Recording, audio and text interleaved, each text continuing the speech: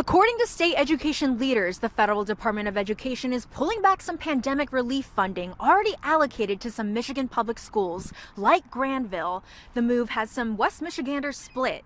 From HVAC maintenance to infrastructure improvements. That's why these schools have applied to get this money.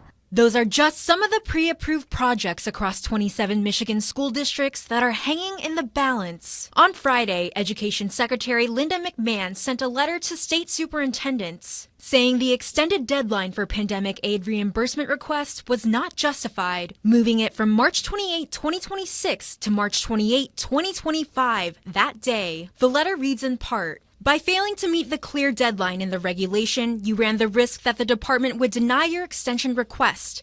Extending deadlines for COVID-19 related grants, which are in fact taxpayer funds, years after the COVID pandemic ended is not consistent with the department's priorities and thus not a worthwhile exercise of its discretion." The letter went on to say that the department will consider reimbursements on an individual project-specific basis. According to state education officials, in West Michigan, Battle Creek Public Schools has nearly $3.4 million in American Rescue Plan funds remaining. Under the Coronavirus Response and Relief Supplemental Appropriations, Granville Schools has $24,000 left, Greenville Schools as well, Wayland Union, $66,000, and Van Buren Public Schools, $90,000. State Superintendent Michael Rice put out a statement reading in part, "A change in administration should not void previous commitments. Without the promised March 2026 date for federal reimbursement requests, districts may be forced to reduce instructional expenditures for students, diminish savings, or both to honor these contracts." It kind of is sad to see,